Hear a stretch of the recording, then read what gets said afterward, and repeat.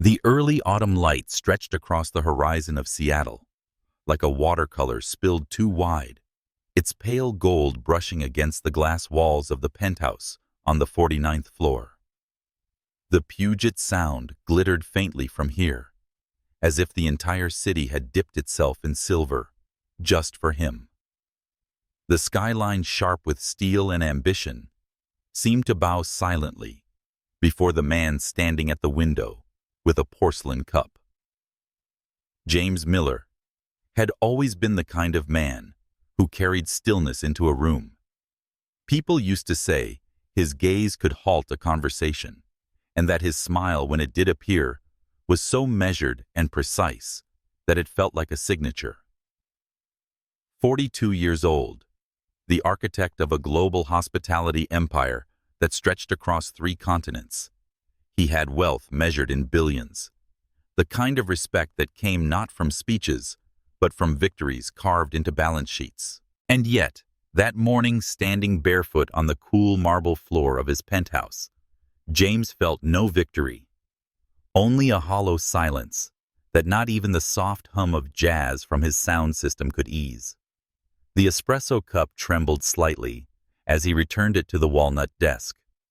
A leather folder lay open before him, filled with reports, graphs, and percentages printed in crisp ink. Most people would see only numbers. He saw betrayal. Branch number 47, Atlanta. Miller Diner, West End. Revenue down 18%. Complaints up 32%. Resignations 67%. It was a slow collapse disguised as a quarterly update. The kind of report executives smoothed over with vague explanations: staffing issues, market shifts, customer volatility. But James had built this empire with his bare hands, with years of sweat no one but he remembered. He knew what rot looked like when it seeped through polished walls. He closed the folder with a snap, the crown jewel of his grandmother's legacy now crumbling. His throat tightened at the thought of her. Lydia Miller, a woman with hands calloused from pouring coffee, had worked double shifts in a small diner long before he could spell hospitality. It was her laughter, her stubborn resilience, that had taught him what it meant to serve. Not food, not just comfort, but dignity. A restaurant isn't just a place to eat, she used to whisper when he was a boy, sitting on the counter watching her wipe tables. It's a place where strangers are reminded they belong. And now the branch that bore her name, the one he once envisioned as a living shrine to her lessons, was being hollowed out by men who treated people as numbers, who wore authority like a weapon. James pushed back his chair and moved to the window. Outside, Seattle pulsed with its usual rhythm. Ferries gliding across the sound cars, threading the streets like veins of light, people rushing toward dreams or away from them. Everything alive, everything in motion. But inside him, something had stilled. How far had he gone, he wondered, without realizing that the places he once called home had rotted from the inside? He caught his own reflection in the glass. The man staring back was not the boy who had once bet his future on a failing restaurant in Chicago, pouring every cent of his father's life insurance into the gamble. That boy had eyes full of fire hands, unafraid of grease and dishwater heart, tethered to something more than quarterly earnings. This man, James Miller, Forbes cover star icon of reinvention, looked immaculate in his tailored shirt, but his eyes were empty. A message pinged on his phone, interrupting his thoughts. Tonight's gala is the Miller Foundation. Car arrives at 7 p.m. He didn't reply. What was the worth of tuxedos and champagne speeches when one of his houses was cracking? What was the point of applause when the people who bore his name on their uniforms were being silenced, unseen, discarded? His chest rose with a slow, deliberate breath. Then he turned from the glass and walked to the closet. Row upon row of bespoke suits waited like soldiers in perfect alignment. Armani, Tom Ford, and Brioni, each garment symbolizes the man the world believes him to be. His hand bypassed them all. At the far end, Nearly forgotten, hung a hoodie, the color of charcoal softened by time.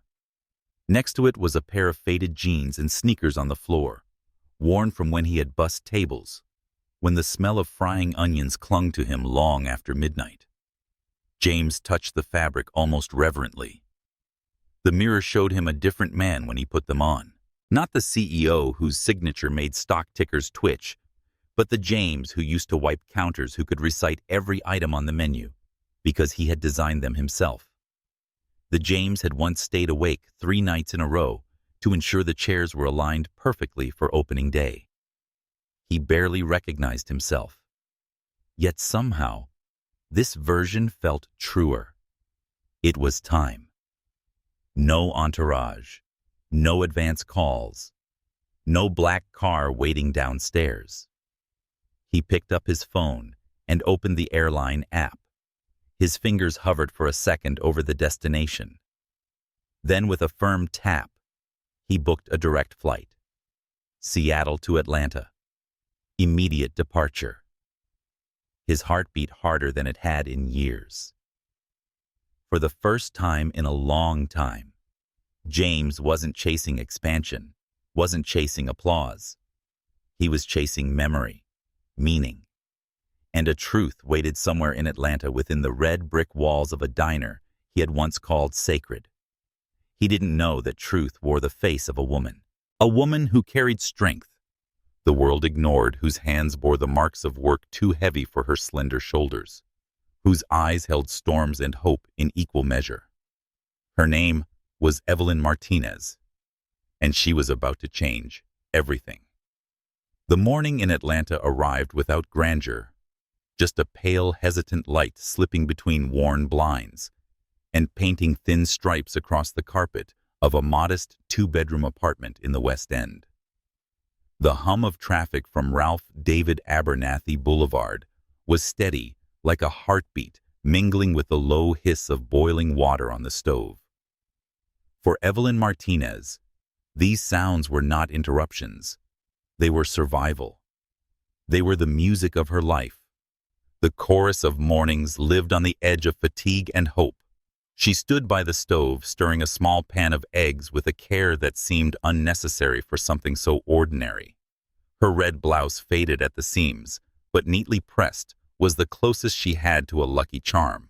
Her black slacks had been altered more times than she could remember, stitched with quiet precision late at night, after her daughter had fallen asleep. Behind her, a voice, clear and bright, like sunlight breaking through stubborn clouds, filled the room. "Mommy, I can't find my purple crayon." Evelyn smiled, though her back was turned. "Check under yesterday's math sheet, cariño. I think you left it there after drawing that dinosaur." A rustle of paper, a triumphant gasp, then a small pair of feet pattering across the room. "Found it," Maya exclaimed. "I'm drawing our new house with you in it." Evelyn turned slightly. The spoon paused midair. Her daughter sat cross-legged on the thin carpet, a lemon-yellow dress draped across her petite frame, its fabric softened from too many washes. 2 puffed ponytails were tied with purple ribbons, and her wide eyes glowed like polished onyx. Maya held up her paper with the kind of pride only a 6-year-old could muster. The drawing showed a small house painted purple with expansive windows and a flower garden in front. A maple tree leaned into the frame, its branches like arms stretching protectively. Inside, 2 figures, one tall, one small, stood hand in hand beneath a ceiling crowded with stars. Maya explained that our house has a big kitchen, a voice bubbling, so you can always cook spaghetti, and a backyard with lavender, and my room with stars and the moon on the ceiling, so I won't be scared at night. Evelyn felt her throat tighten. She knelt beside her daughter, brushing a stray curl from her forehead. "It's beautiful, mi amor." She didn't say that the apartment they lived in barely qualified as safe. The walls were so thin, they carried arguments from neighbors like echoes. The heater had given up 2 winters ago, and the locks on the doors were older than she was. But to Maya, This was home. And because it was home, Evelyn carried it on her shoulders without complaint. She tucked the eggs onto 2 chipped plates, set them on the small table by the window, and reached for the envelope above the refrigerator. Its edges were worn from her hands, its surface marked with her careful handwriting, Maya's field trip. This morning, she counted again. $347. Almost enough for the science museum visit her daughter had been dreaming about for weeks. Almost. Almost was a word Evelyn knew too well. Almost enough rent. Almost enough groceries. Almost enough sleep. Still, she folded the bills neatly back into the envelope. Someday, she promised herself. Someday the world would not stand between Maya and her dreams. After breakfast, she checked her watch and crouched to zip her daughter's backpack. Remember, Miss Jackson will pick you up after school today. And what are our 3 rules? Maya straightened like a soldier, eyes bright. Be kind, work hard, and don't let anyone make me feel small. Good girl. Evelyn kissed her forehead, holding her there longer than usual, because something inside her was unsettled. The diner had been off lately.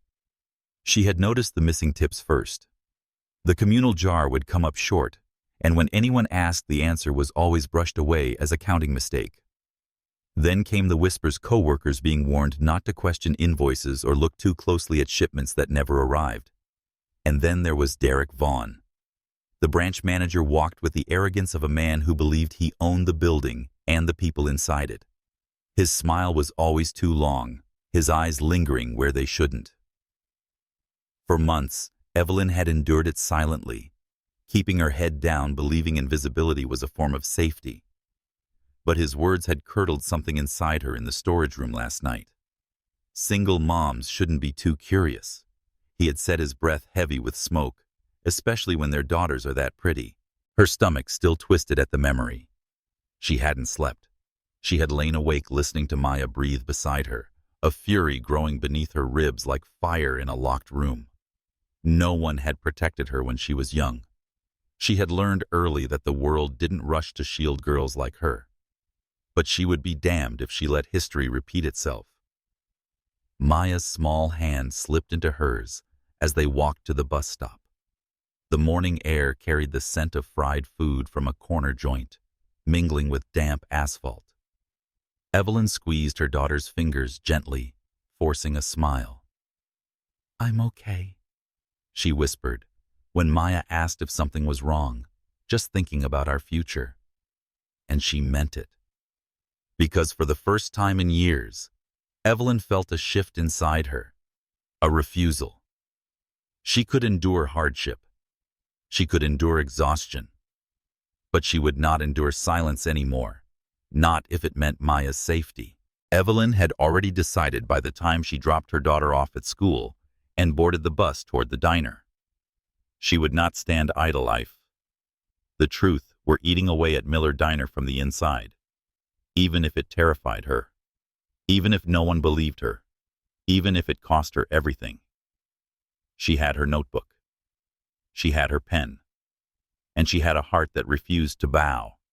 What she didn't know, what she couldn't know, was that fate had already set another piece on the board. That even now, a man was on his way to Atlanta. A man wrapped in an old hoodie, determined to walk among the ruins of his own empire unnoticed. James Miller, the billionaire who owned the name stitched above her uniform. The man who carried emptiness in his chest, just as she carried defiance in hers. And in hours, their paths would collide inside a red brick diner, where the air smelled of frying oil and forgotten promises. A collision that would expose corruption and awaken something far more dangerous. Something like destiny. The sun over Atlanta had shifted from soft morning amber to the sharper edge of noon, casting bold shadows along West End's cracked sidewalks. A humid breeze curled through the streets, carrying the aroma of fried food, exhaust fumes, and a whisper of something restless in the air. James Miller pulled the hood of his charcoal sweatshirt lower as he deliberately stepped out of the modest rental car he had chosen. No chauffeur, no gleaming luxury, just a nondescript sedan that could disappear in any parking lot. He carefully closed the door and glanced across the street at the building that bore his family name. The Miller Diner, West End. From the outside, it looked unchanged. The familiar red brick facade, the expansive windows framed by neon trim, the black and white tiles visible from the doorway. The kind of place meant to feel timeless. But James knew appearances were liars. He had learned that truth in boardrooms and in broken partnerships, and today he was determined to learn it again with his own eyes, not from polished reports. He crossed the street slowly, weaving between a couple of teenagers laughing over milkshakes and an older man tugging his shopping cart. To them, he was invisible. A man in jeans, sneakers, worn soft, moving without urgency. It was precisely what he wanted. The bell above the diner door chimed as he pushed it open. For a heartbeat, nostalgia washed over him. The faint jingle was the same sound he had once imagined as the heartbeat of his empire, the warm welcome of a home where strangers could breathe easily. But what greeted him now was not warmth. It was indifference. Sit wherever a voice called without looking up. A young hostess with platinum-dyed hair lounged at the stand, her eyes glued to the glowing screen of her phone. Her name tag pinned at an angle read, Kelly. She did not glance at him. She did not smile. She didn't even lift her head. James let the words settle like a stone in his chest. He gave a brief nod. She never saw, then walked deeper into the diner. He chose a booth by the window. It was strategic. From here he could survey the entire room. He slid into the cracked red leather seat, the vinyl sighing under his weight, and let his gaze wander. At first glance, the decor looked unchanged.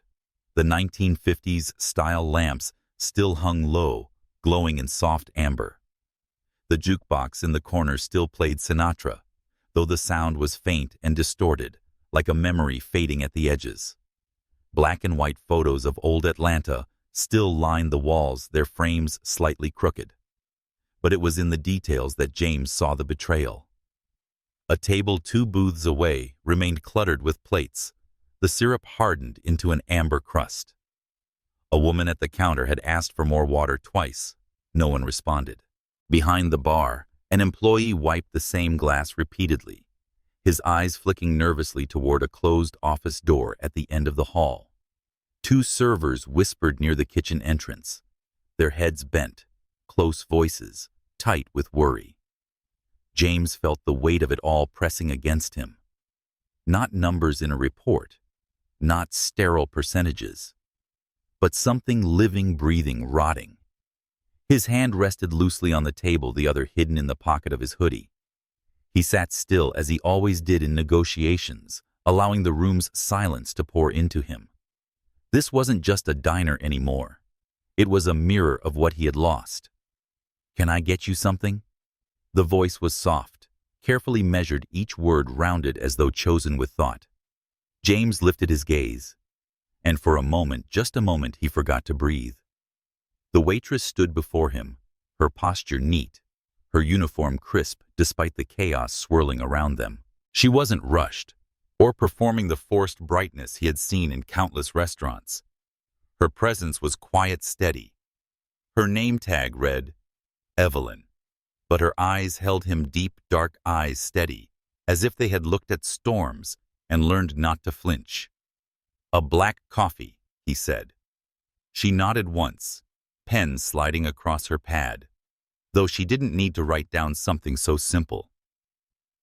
She turned to leave, and James found himself watching the calm rhythm of her steps, how she carried herself, as though untouched by the tension infecting the room.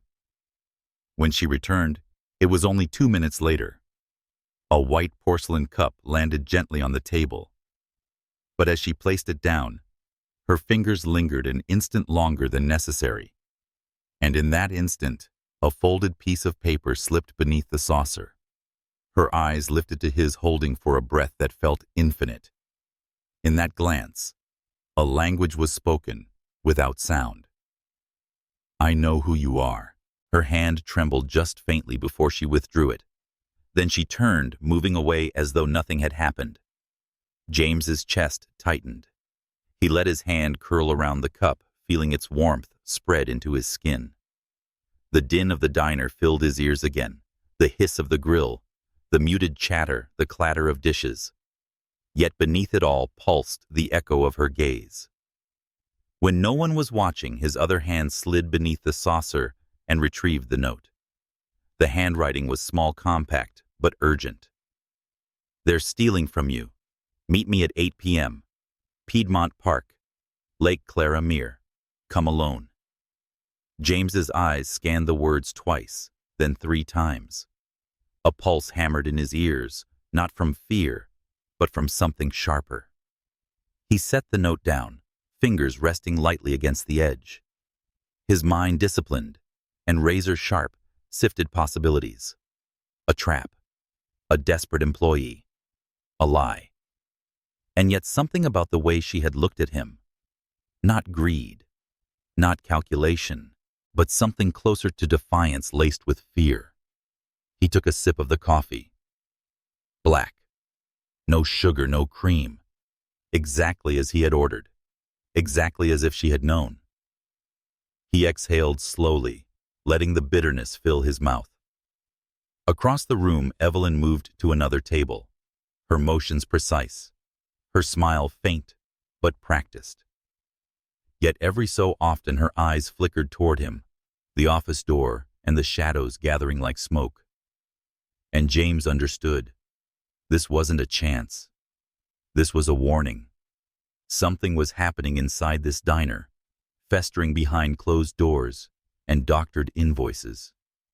And this woman, whoever she was, had risked something to reach him. James felt the rush of being alive for the first time in years. Not in how profits made him feel alive, not in the sterile glow of corporate triumph, but in how a man feels when standing at the edge of something unknown. The cup in his hand was no longer just coffee. It was a signal of beginning. His gaze returned to Evelyn, watching the quiet steel in the way she faced the world. He didn't know her story yet, but he knew one thing with certainty. This was not a coincidence. This was destiny in disguise. The night had settled over Atlanta with a velvet softness, though the hum of unease lingered beneath its beauty. Street lamps cast halos of gold across Piedmont Park, their glow bending against the dark water of Lake Clara Mere.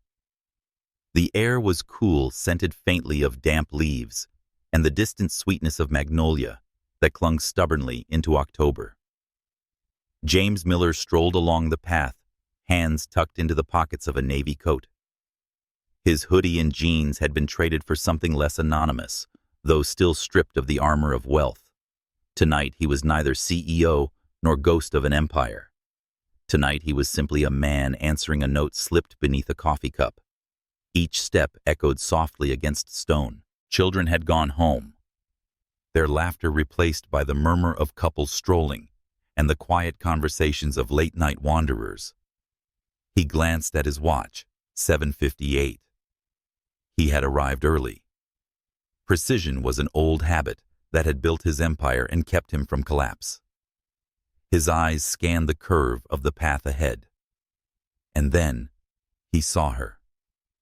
Evelyn Martinez approached from Michigan Avenue's direction, wrapped in a wine-colored sweater that clung modestly against the chill. Dark leggings disappeared into a pair of boots that carried her with unassuming strength. Her hair, tied high in a bun, revealed a face marked not by cosmetics, but by honesty. She moved with the careful grace of someone who had endured long hours on her feet, yet whose posture refused to bow. Even among the scattered crowd, James recognized her instantly, not because of her clothes, not even because of her face, but because of the feeling that struck him, the sudden sense of recognition, as if he were glimpsing something he had overlooked his entire life. "You came," she said, when they met beneath the halo of a lamp. Her voice was soft but steady. No smile, no pretense. Just words that carried their own weight.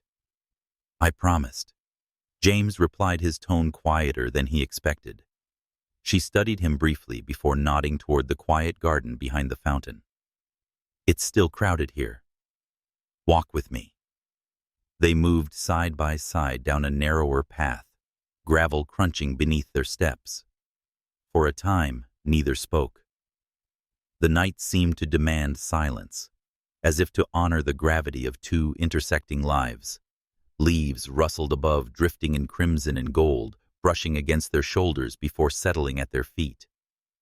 At last, Evelyn stopped near a wooden bench beneath a maple tree, whose branches arched like a cathedral ceiling. The light from a nearby lamp caught the faint shadows beneath her eyes, the lines of exhaustion at her jaw. And yet, there was beauty in that weariness, a raw, unvarnished truth that no artifice could improve upon. I was terrified when I wrote that note. She began, voice lower now, intimate. Even more scared when I saw you read it. James turned toward her, fully resisting the urge to close the distance between them. Why? Because if Derek Vaughn finds out I reached out to you?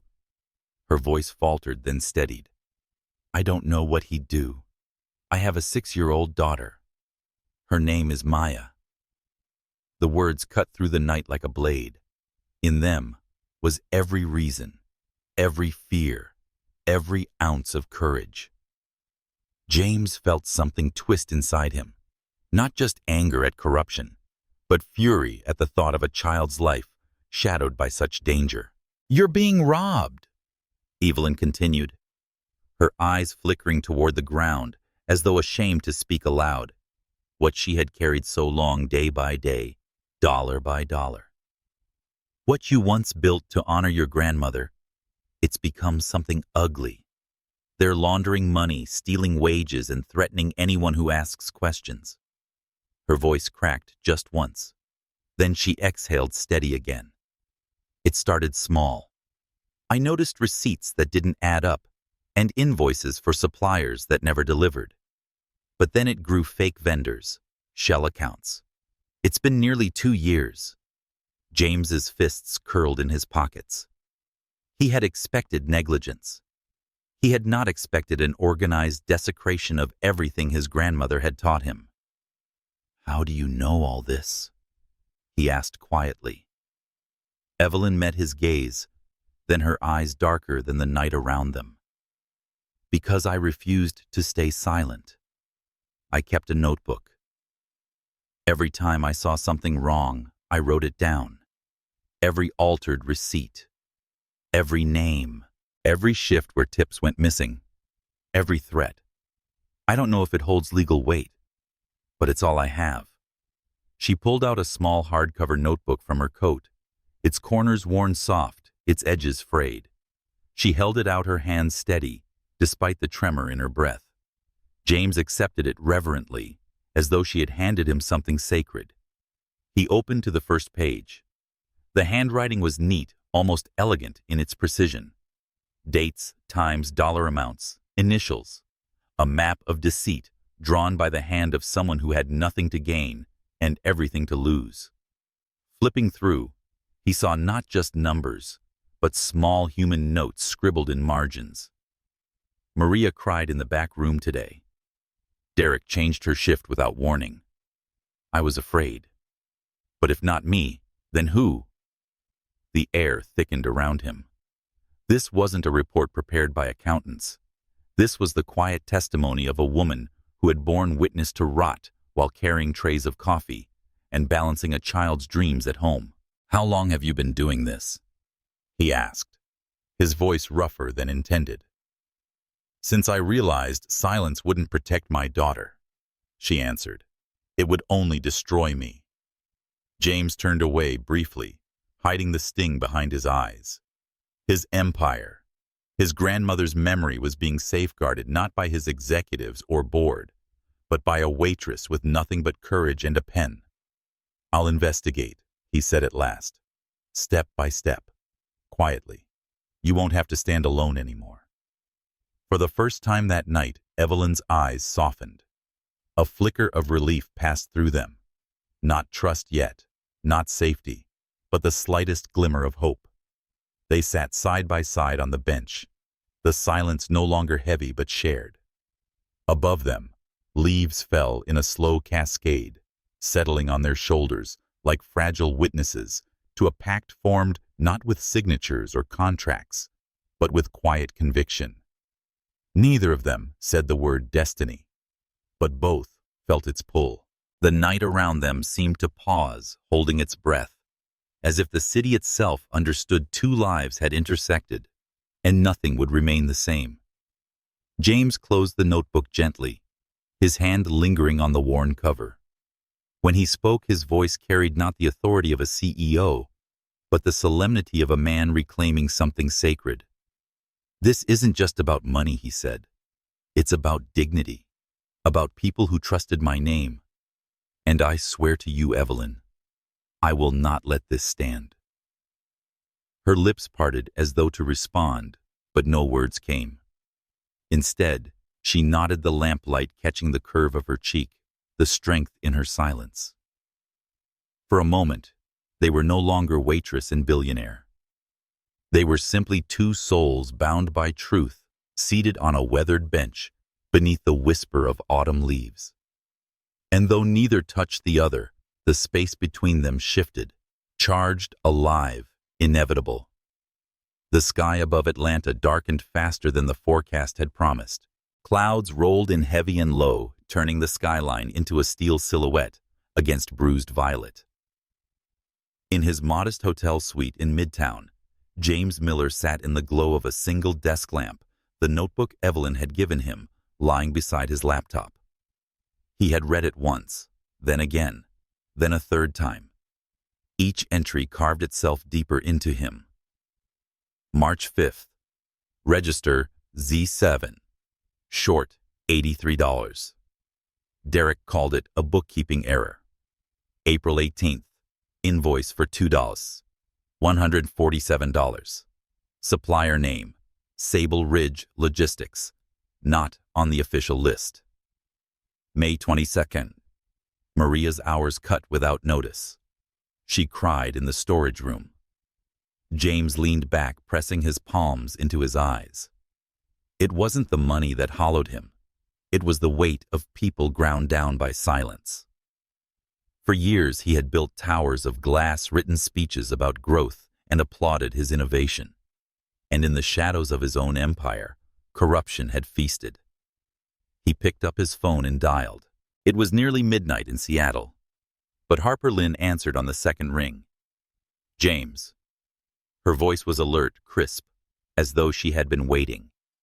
He said, "I need everything on a company called Sable Ridge Logistics, without preamble, Delaware registration. Start 3 years back. Look for branch transfers, inventory purchases, and intercompany payments, anything tied to Atlanta Branch 47. "Deep dive?" Harper asked. "Deeper," James replied. "And Harper, no one must know it's me asking. Not the board, not compliance, not finance. This stays between us." There was a brief pause. "Understood. You'll have something within 48 hours. He hung up, the silence of the room pressing close again. His gaze returned to the notebook, the edges worn smooth by Evelyn's hands. She had risked her safety for this.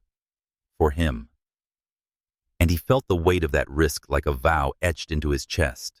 Across town, in her apartment above the taqueria, Evelyn Martinez sat at the small kitchen table with her laptop open. The light flickered against her tired face, but her focus was unshaken. Maya had finally fallen asleep in the bedroom, her small form curled beneath a lavender blanket, her breath even and warm. Evelyn slid a flash drive into the port and copied the files she had been compiling for months, scanned receipts, photos of falsified invoices, and notes of whispered threats. She uploaded them into a cloud folder, encrypted, and labeled with a name only she and James would understand. Safety isn't silence, she murmured to herself. Safety is truth. Still, her fingers trembled as she clicked upload. The progress bar crept forward, a slow river of blue. Each percentage felt like a heartbeat. Each second stretched thin with fear and determination. When the final file blinked complete, Evelyn leaned back, exhaling a breath she hadn't realized she was holding. She freed the flash drive and slid it into a plain white envelope. She wrote a word in her careful handwriting on the front, truth. She placed it inside the metal box in her hallway closet, tucking it beneath board games and folded coats, a contingency. If anything happened to her, the evidence would remain. Her hand lingered on the box. For a moment, she closed her eyes. She thought of Maya's drawing the purple house with stars on the ceiling. She thought of James's eyes, when he had sworn she wouldn't have to stand alone.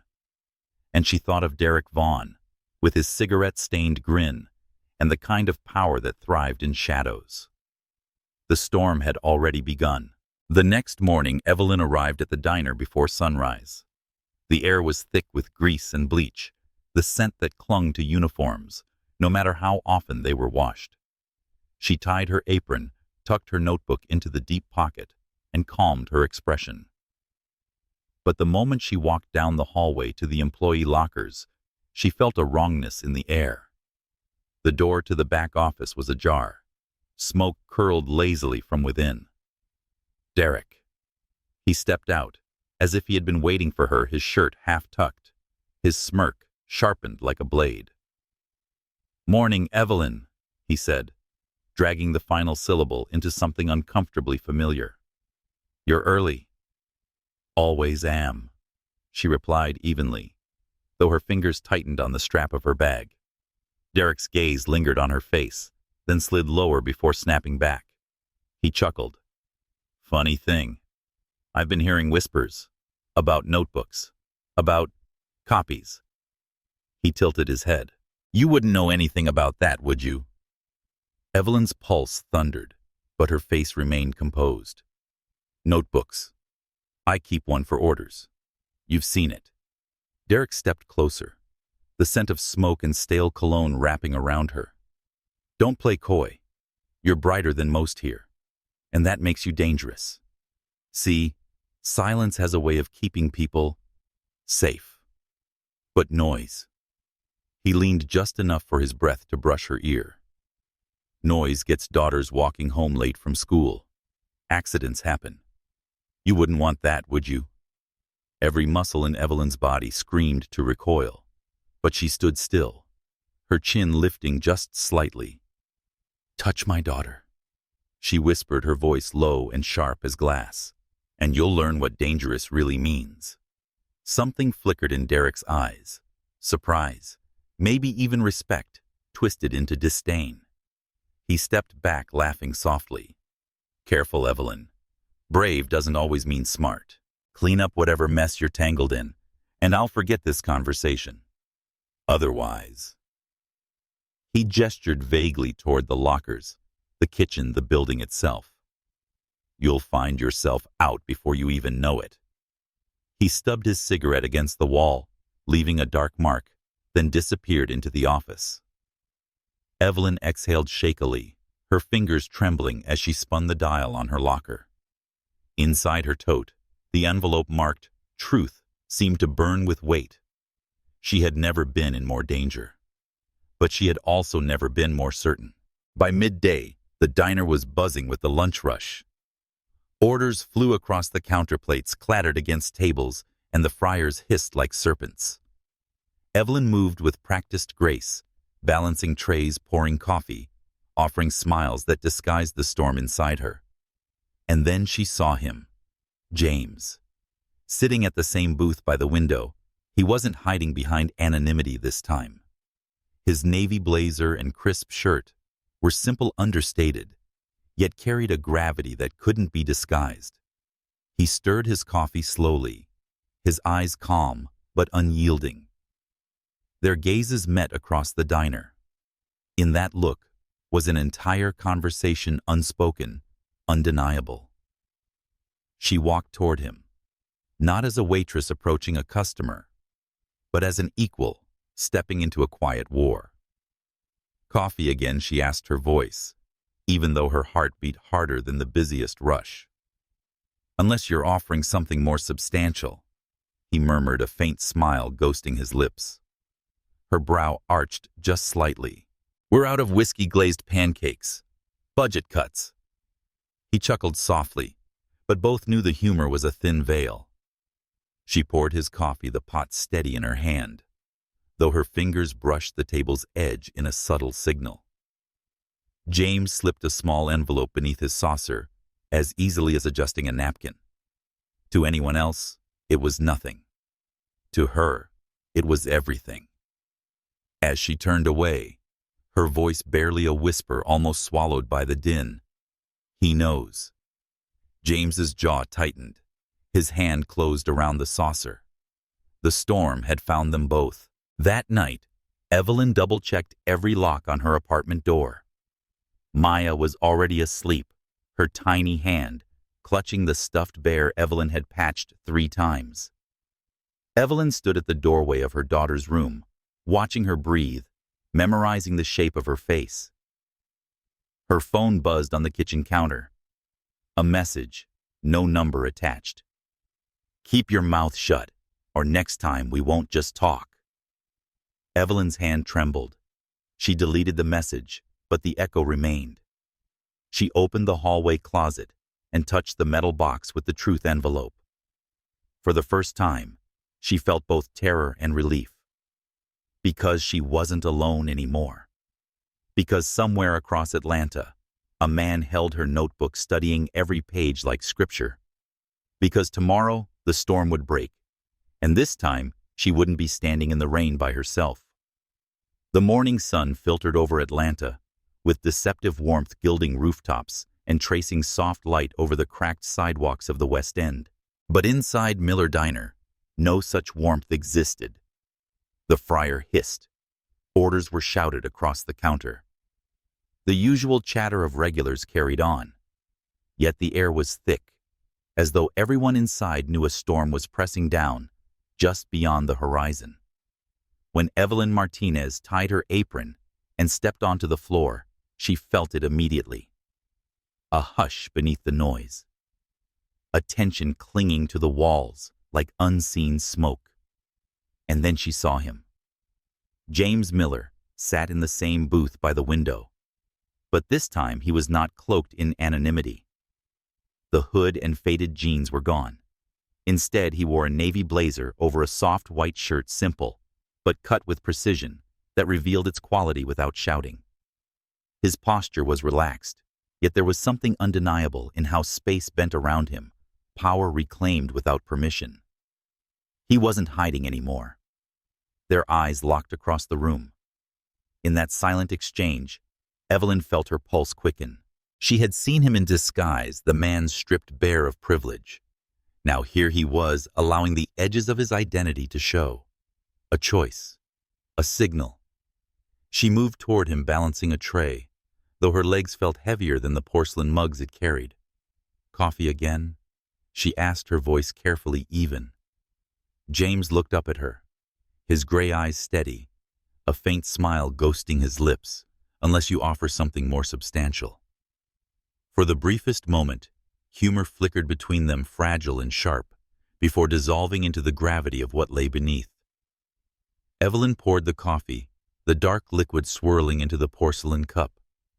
Her fingers brushed the table's edge, an old signal now, their unspoken language. James slipped a small envelope beneath his saucer with the ease of a man adjusting a napkin. To anyone else, it wasn't very sensible. To her, it was everything. As she turned, her whisper barely cut through the clamor of the diner. "He knows." The muscles in James's jaw tightened, though his outward calm never faltered. He stirred his coffee slowly, the spoon clinking against porcelain, as if the sound itself were enough to drown the weight of her words. The storm was no longer creeping. It was here, Night arrived with restless urgency. The city glowed against the darkness, neon signs, flickering headlights, streaking across slick pavement after an afternoon drizzle. A discreet suite on the 14th floor had been booked at the Fairmont Hotel under a false name. James had arranged everything, 2 decoys at separate entrances, encrypted communication through burner phones and a digital Dropbox, secured by layers of passwords. When Evelyn stepped inside, her heart was beating so hard it felt like it might shake the walls. The room was understated cream walls, a small round table near the window where a laptop glowed faintly. A single lamp cast golden light across scattered papers, financial printouts, and James leaning against the table in shirt sleeves, his blazer draped neatly over a chair.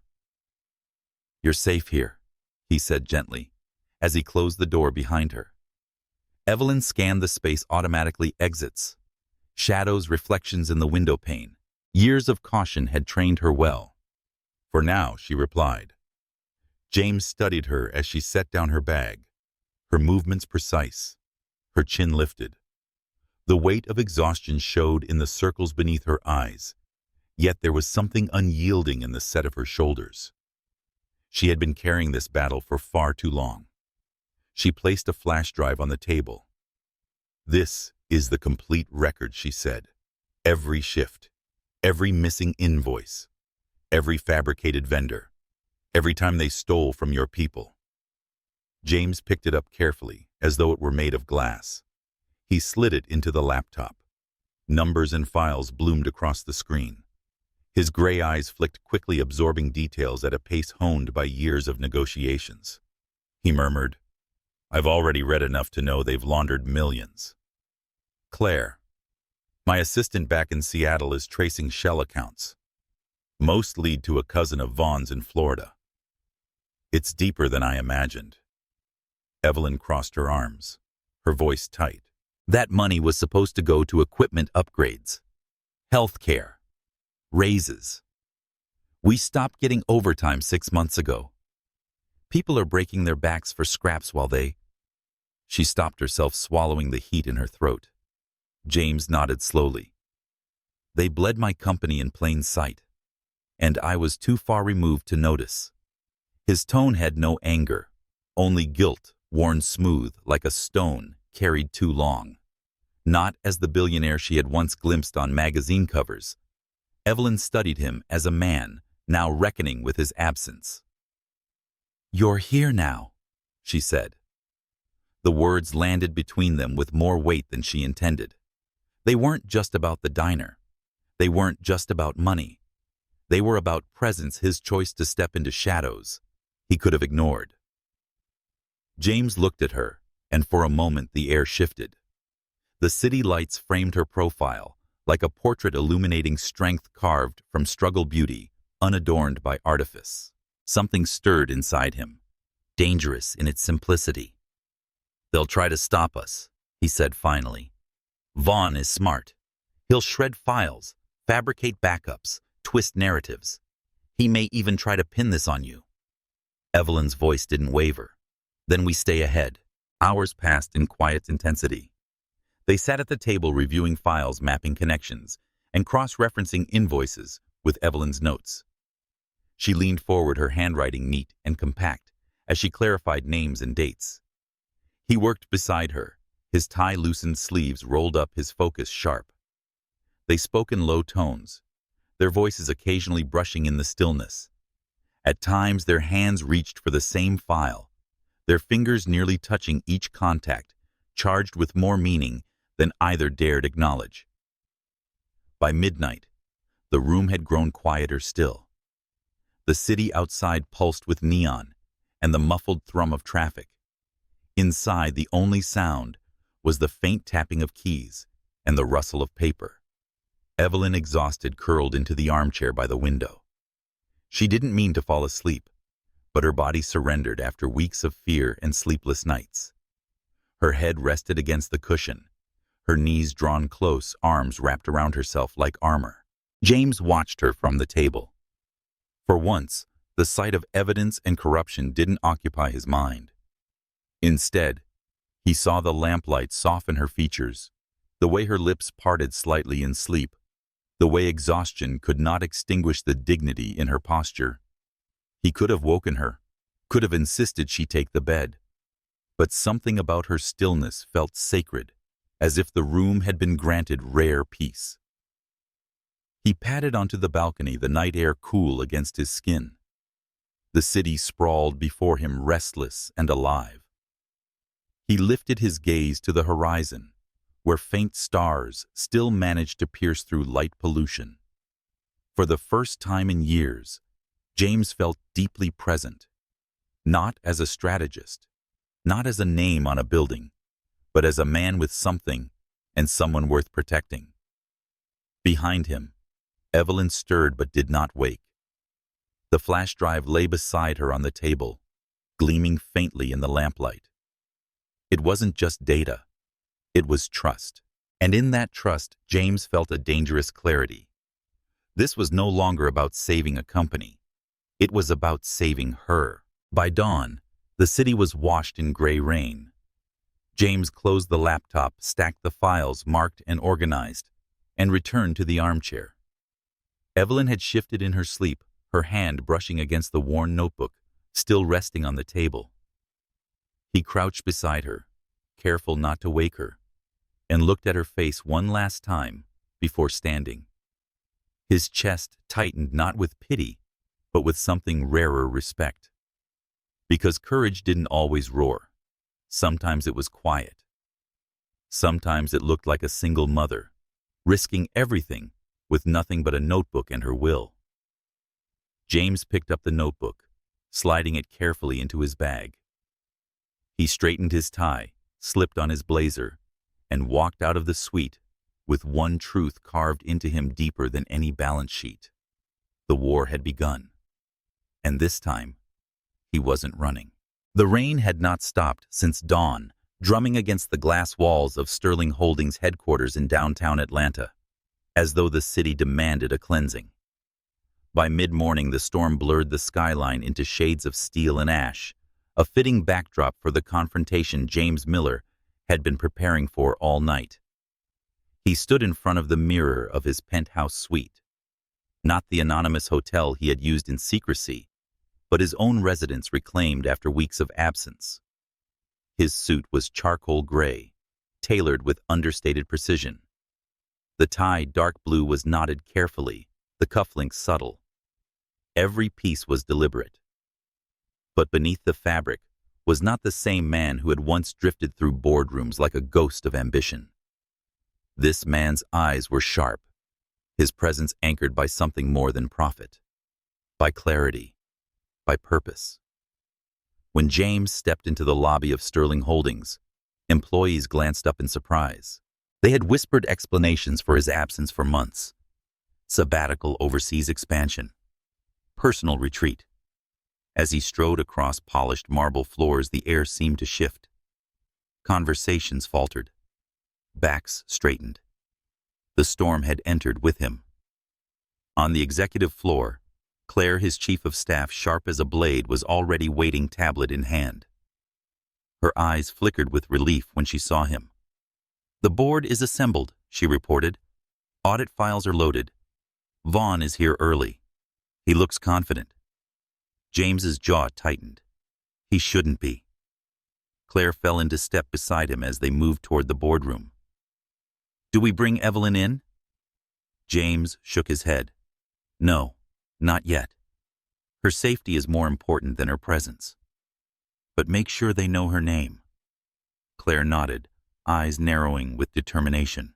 The boardroom stretched wide and cold, its glass walls overlooking the rain-swept city. A dozen executives sat around the long table, their tailored suits and polished expressions arranged into masks of civility. At the far end, Derek Vaughn leaned back in his chair, posture casual, confidence, radiating like a man confident of his untouchability. James entered without ceremony, his step steady. He did not clear his throat. He did not wait for silence. He sat at the head of the table, and the room obeyed the gravity of his presence. "Let's begin," he said. Claire dimmed the lights and the screen at the front of the room flickered to life.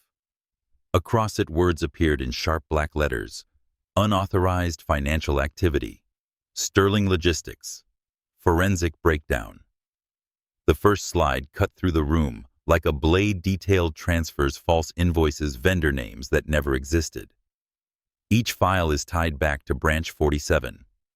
Each one matched against the legitimate records Evelyn had provided. Murmurs spread like fire across the table. Pens tapped nervously against paper. A few exchanged glances. James's voice remained calm, almost quiet, but each word struck with deliberate force.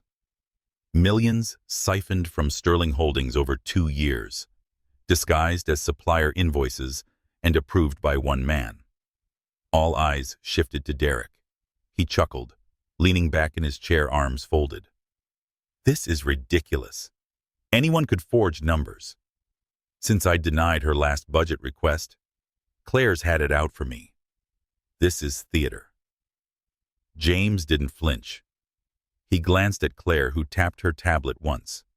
The speakers filled with sound. A recording. Shift the totals. Hide them under equipment upgrades. Nobody checks the 47th branch. Evelyn doesn't talk. Derek's voice. Clear. Inarguable. The silence that followed was heavy, the kind of silence that cracked marble. One board member whispered almost to herself, "Isn't Evelyn Martinez the floor supervisor?" James rose to his feet, his palms pressing against the table with deliberate weight. His eyes pinned Derek like steel. She is more than that. She is the only person who dared to document what no one else would. Every invoice, every theft, every threat. Derek's mask slipped, the smug curve of his lips faltering, but he forced a scoff. "You're really going to take the word of a waitress over mine? Over years of service?" James's voice cut through the air, cold and unwavering. "You didn't just steal money, Vaughn. You stole trust. You turned my grandmother's legacy into your personal ledger. You threatened employees, silenced voices, and worse, you threatened a child." A collective inhale swept the room. Derek's face paled. Effective immediately, James continued, "You are terminated. All access revoked. Legal proceedings begin today." The scrape of Derek's chair against the floor echoed like thunder as he shot to his feet. His voice rose, desperate now. "You'll regret this, Miller. You don't know who you're dealing with." James's gaze did not waver. "The only thing I regret is not seeing through you sooner." Security stepped forward. Derek shoved past them, his protests fading as the doors closed behind him. And just like that, the storm began to break. The boardroom exhaled collectively, as though air had been withheld for too long. Executives shifted uncomfortably in their seats, some murmuring about damage control, others scribbling notes. James remained standing, his hands braced on the table, his voice calm but commanding. This company does not exist for men like Vaughn. It exists for the people who hold it up, from the ground servers, cooks, cleaners, single mothers who work double shifts. Today we remember that. And from this day forward, we build differently. The room was silent, not from dissent, but from the realization that the era of excuses had ended. Hours later, James retreated to his office. For the first time in months, he sat behind the desk, not as a name on embossed stationery, but as a man who had reclaimed the weight of his own empire. The silence was different now, not hollow but earned. He reached for his phone, but there were no messages from Evelyn, no calls. Yet somehow he didn't expect any. She had already given him more than most men at this table would ever risk. He typed slowly, "It's done. Vaughn is out. You're safe." He paused, thumb hovering, then added, "Let's meet tomorrow, somewhere quiet. You choose." He hesitated only a breath longer before pressing send. Across the city, Evelyn sat on the edge of Maya's bed, braiding her daughter's curls as the rain tapped softly against the window.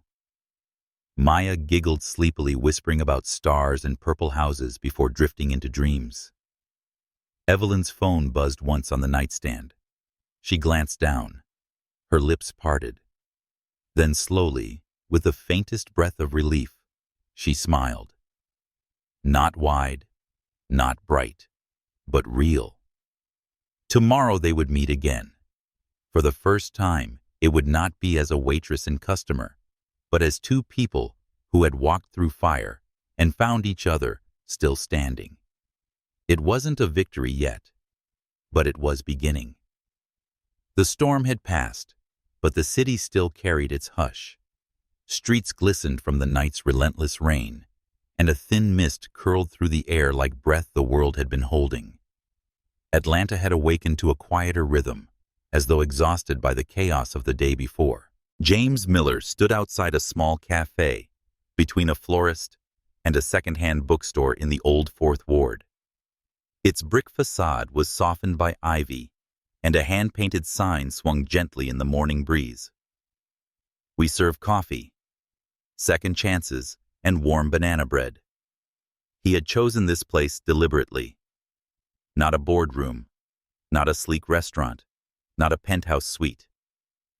Here there were no marble floors or velvet ropes, just mismatched wooden chairs, shelves lined with yellowing cookbooks, and the scent of cinnamon drifting through the air.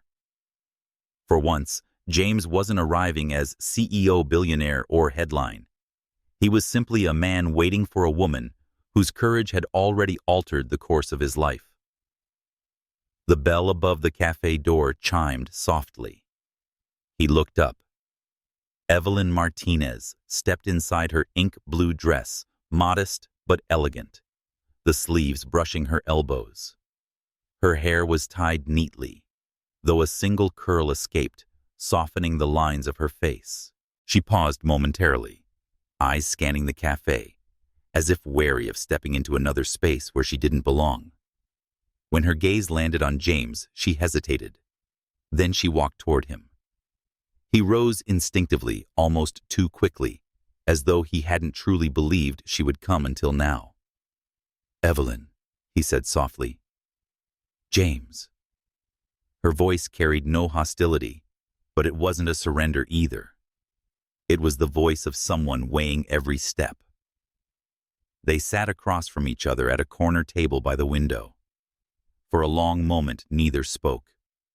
The silence between them wasn't awkward. It was heavy, but not unbearable. Like two people standing at the edge of something vast, afraid to disturb its surface. James broke it first. "How's Maya?" Evelyn blinked at the question, clearly unexpected. Then slowly her lips curved. Curious. Hopeful. "She's drawing houses again." James allowed himself a faint smile. "She sounds like her mother." "Is that a compliment?" Evelyn asked, her brow arching. "It's both," he replied, tone wry. "Depending on who you ask." Her soft laugh loosened something inside him. His chest didn't feel quite so heavy for the first time in days. The waitress arrived with steaming mugs and a plate of banana bread. James waited until she left before reaching into his blazer. From inside, he slid a folded document across the table. Evelyn frowned. "What's this?" "Please read it." Her fingers hesitated before unfolding the papers. Her eyes scanned the words, her lips parting slightly. It wasn't just a letter. It was a contract. Proposal advisory role, Sterling Holdings. Division of Corporate Ethics and Equity Implementation. James's voice was calm, but every word carried weight. "This isn't charity. It isn't optics. You've seen what I couldn't. You've held this company accountable when I didn't. I want you on the advisory team. Not just for Branch 47, but for the entire hospitality division." Evelyn stared at the document, then at him. "You want a server to advise billionaires?" "No." James said, his gaze steady. "I want you. Not because of where you work, but because of who you are. Because you see what others bury and you don't look away." Her throat tightened. "I'm a single mother from the West End. My resume is survival. Do you understand how out of place I'd be in your world? James leaned forward, his voice low, unflinching. My world is broken without voices like yours. Nothing changes if we only let in people who look polished on paper. You've already changed more than any board member has in years. Evelyn's fingers lingered on the edges of the contract, as though it might burn her. And if I say no, then I'll still owe you banana bread and gratitude, James replied gently. Her lips curved despite herself. Smart man. They let silence fill the space again, but it was different now, less guarded, more alive. The kind of silence that asked not for escape, but for breath. For the next hour, they spoke not of ledgers or threats, but of lives. James told her about his grandmother Lydia, the diner that started it all, and how grief had driven him to build steel towers until he couldn't see the ground anymore. Evelyn listened, her gaze steady, her hand cupped around her coffee mug like an anchor. In turn, she told him about Maya, the field trip she saved for the bedtime prayers, whispered into the dark, the way a child's laughter could outshine even the most relentless poverty. James listened, as if each word were a revelation. His gray eyes softened by something rarer than admiration, by reverence. You've carried this alone for too long, he said at one point. Evelyn shrugged lightly, though her voice betrayed the weight. That's what mothers do. James shook his head. That's what survivors do. But you shouldn't have to keep surviving. You deserve more. The words landed deeper than either expected. For Evelyn, it wasn't just the offer of a role or the promise of protection. It was the recognition. The first time someone with power hadn't looked past her, but at her. For James, it wasn't just admiration for her courage. It was the quiet pull of something he hadn't allowed himself in years. Connection. The cafe began filling as lunchtime neared, the murmur of voices rising, the smell of cinnamon and nutmeg thickening. But at their table by the window, the world seemed to shrink to two figures, leaning closer with every story shared. When Evelyn finally folded the contract and slipped it into her bag, her eyes met his. I'll think about it, she said. James nodded, though something in his chest tightened. That's all I ask. For a moment, neither moved.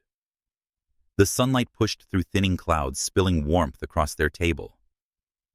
Evelyn's face, half in shadow, half in light, seemed to mirror the balance she held inside fear and hope, survival and possibility. And James, watching her, knew, with a clarity that startled him, this was no longer about rebuilding a company. It was about building something neither of them had dared to dream. Something like a future.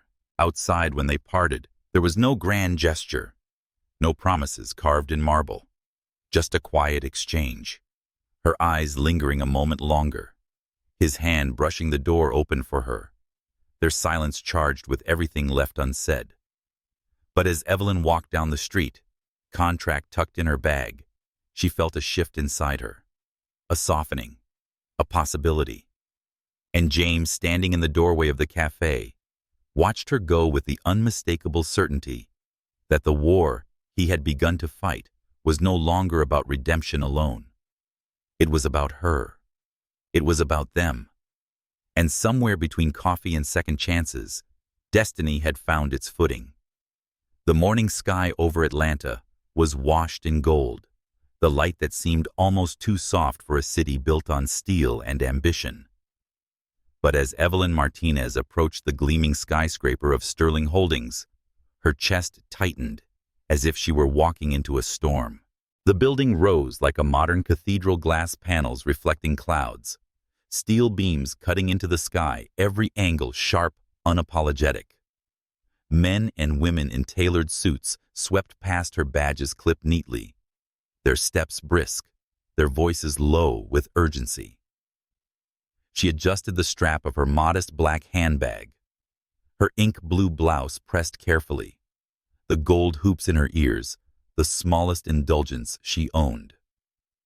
She reminded herself to breathe. You're not here to impress, she told herself. You're here to speak the truth. The revolving doors spun, and she stepped inside. The lobby gleamed. Polished marble floors, walls adorned with abstract art, worth more than her yearly salary, and the faint scent of lilies from the oversized arrangement at the center. Receptionists behind a curved desk smiled the kind of smiles trained for neutrality. Evelyn presented her visitor's badge. I'm expected. The receptionist's eyes flickered briefly over her outfit before softening into politeness. Of course. Advisory role. Mr. Miller asked that you be shown to the corporate strategy wing. The words nearly stole Evelyn's breath. Not waitress, not temporary help, but an advisory role. Still beneath the kindness, she felt the weight of invisible judgments. She could almost hear the whispers already forming. She doesn't belong here. But she straightened her shoulders, lifted her chin, and followed the assistant through corridors of glass and steel. Her workspace was modest compared to the vast executive offices. A clean desk, a sleek laptop, a window that overlooked the river winding through the city. To Evelyn, it felt surreal. She ran her fingers over the smooth surface, almost expecting it to vanish. This will be yours, the assistant said. Mr. Miller asked me to make sure you're set up. Evelyn managed a polite smile. Thank you. When the assistant left, silence filled the room. Evelyn sat slowly, her reflection staring back from the black screen of the laptop. She thought of Maya, the cramped apartment above the taqueria, and nights counting cash envelopes. And now this. A whisper of fear passed through her. Was she stepping into a trap of expectations too heavy to bear? Or was this the first room where she truly had permission to exist? The door opened softly. Settling in, Evelyn looked up. James stood there, his suit a softer shade today, dusty gray without a tie. His expression carried something unguarded, almost careful, as if he too recognized the strangeness of this moment. It doesn't feel real, Evelyn admitted. His gaze softened. That's because you've been told what you don't deserve. This, he gestured to the office. The view the laptop is overdue. Something in her chest tightened, not with fear, but with something dangerously close to hope. Later that afternoon, Evelyn was summoned to her first meeting. The executive conference room stretched like a glass vessel suspended above the city sunlight streaming through floor-to-ceiling windows. A dozen men and women in sharp suits sat around the table, their pens poised, their laptops glowing. As Evelyn entered, conversations dipped, eyes flicked toward her, some curious, some skeptical. A few held polite smiles that didn't quite reach their eyes. She sat at the far end, her hands folded neatly, her posture straight. She reminded herself of the 3 rules she had taught Maya. Be kind. Work hard. Don't let anyone make you feel small. The meeting began with discussions of restructuring compliance protocols and damage control strategies. Acronyms and financial jargon spun around the table like weapons only insiders could wield. At first, Evelyn remained quiet, listening carefully, her notes precise. She felt their gazes on her, the silent question hanging in the air. What could she contribute? Then a slide appeared on the screen. Proposed employee rotation schedules, designed for efficiency. Evelyn scanned the chart. Something inside her twisted. Excuse me, she said, her voice calm but clear. The room stilled. That schedule looks efficient on paper, but I've worked those shifts. You're rotating single parents into closing shifts 3 nights in a row. That means leaving kids with strangers, or not seeing them at all. That strain doesn't just hurt families. It leads to higher turnover, and higher turnover costs more than you've accounted for in this model. Silence. A few executives blinked, caught off guard. One cleared his throat, about to respond with a polished deflection. But James spoke first. She's right. The room turned toward him. He leaned forward, his gray eyes steady, his tone firm. What Evelyn said is precisely why she's here. We've been running numbers without remembering the people behind them. That ends now." A ripple of discomfort passed through the room, but none dared challenge him. Evelyn felt the shift, not just in the meeting, but inside herself. James hadn't just allowed her voice, he had amplified it. Publicly, unapologetically. For the first time, she didn't feel like an intruder in the glass tower. She felt like part of it. After the meeting, Evelyn returned to her office, her pulse still racing. She set down her pen, exhaling deeply. The door opened again. James stepped inside, closing it behind him. "You were brilliant," he said. Evelyn shook her head. "I just told the truth. And that's precisely what this company has needed." His gaze held hers unwavering. "Don't ever doubt that." For a moment, neither moved. The air between them thickened, not with tension, but with something subtler humming like a secret chord. Evelyn looked away, first her cheeks warming.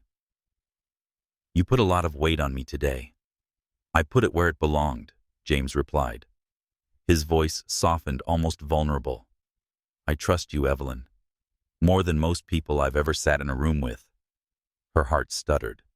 The words weren't romantic in form, but they carried an intimacy no declaration could outshine. That evening, as the sun sank behind the skyline painting the city in rose and amber, James walked Evelyn to her car.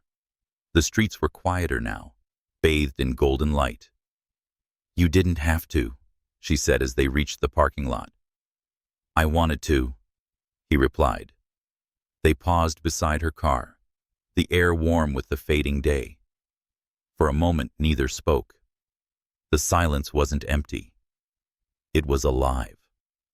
James looked at her, his expression unguarded. "I never expected this." "Expected what? You?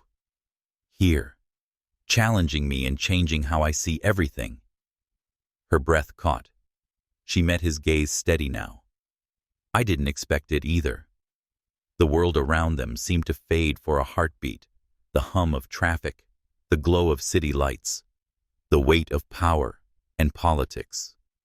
It was just the two of them standing side by side in the softest part of the day. James didn't reach for her hand. He didn't lean closer. Instead, he stood there, his presence enough, his eyes holding hers.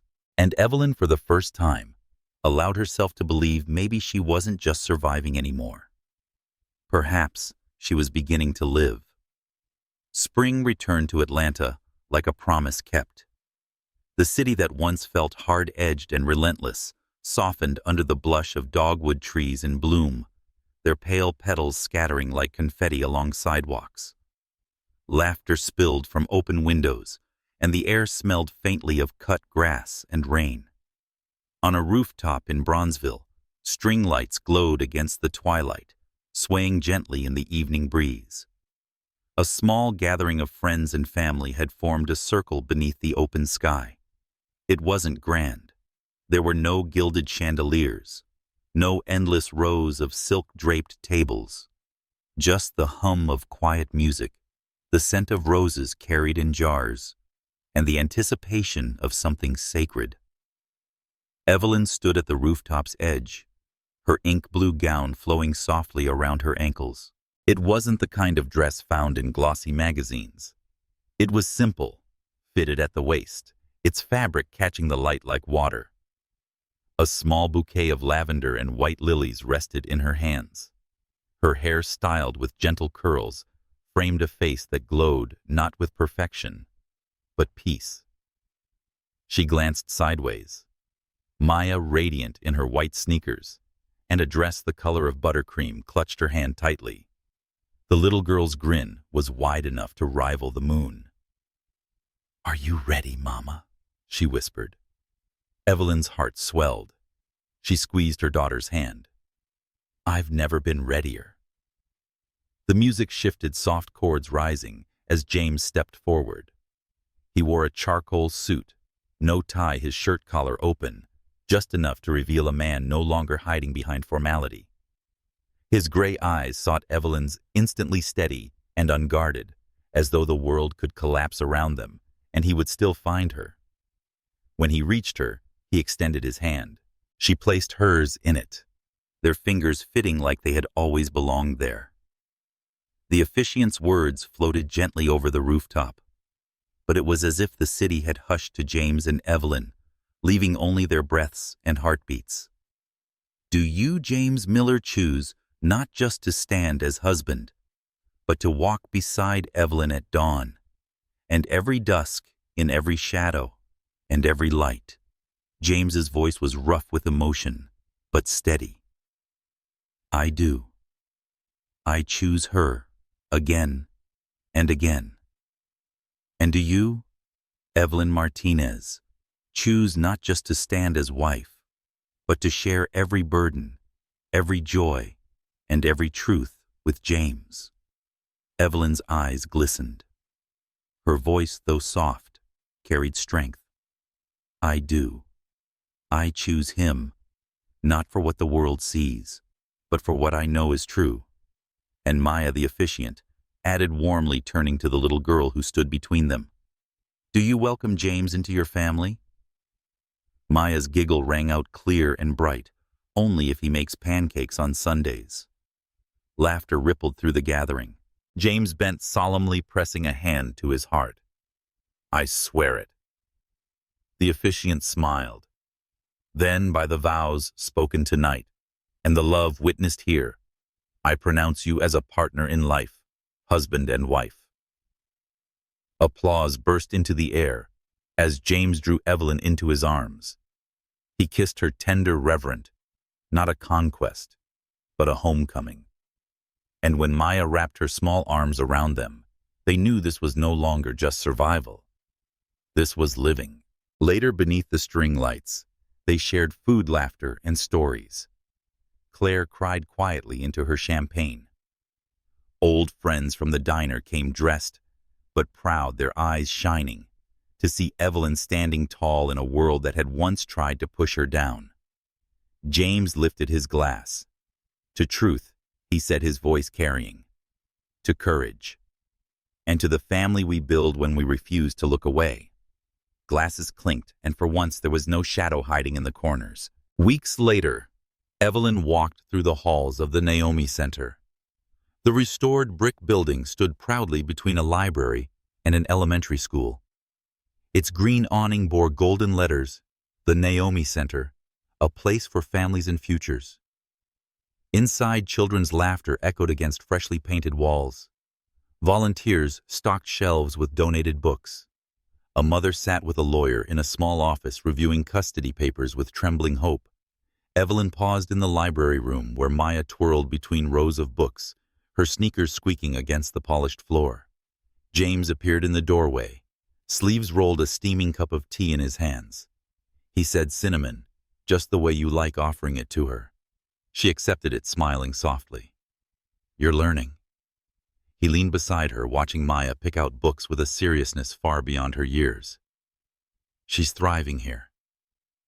So are we, Evelyn whispered. James turned to her. His eyes weren't the cool gray the world had once feared. They were warmer now, softened by a love he no longer had to disguise. We built this together, he said.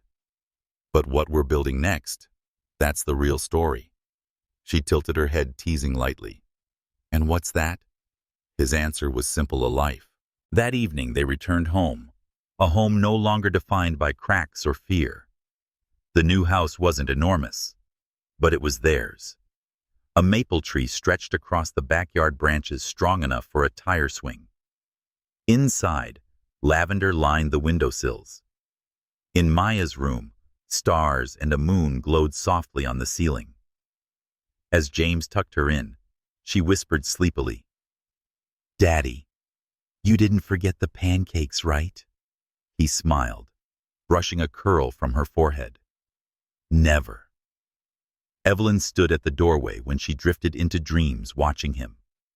For a moment, time folded the billionaire, who had once been untouchable, the waitress who had once been invisible, now bound not by contracts or fear, but by love.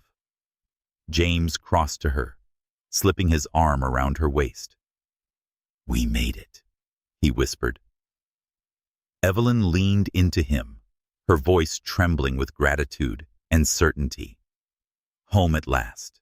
As spring deepened into summer life, unfolded not in grand crescendos, but in quiet rituals, breakfasts are shared at the kitchen table, evenings spent reviewing notes for the center, walks through the park, Maya skipping ahead with wild laughter.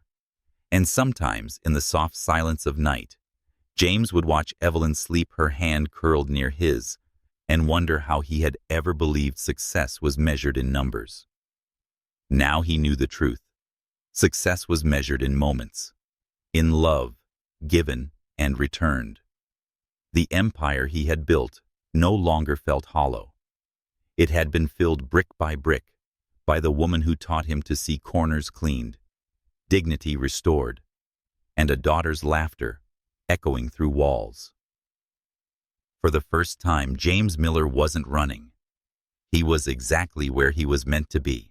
If this story touched your heart even just a little, don't forget to leave a like, comment with your favorite moment, and follow the channel for more tales of love, strength, and second chances. Because every heart deserves a home.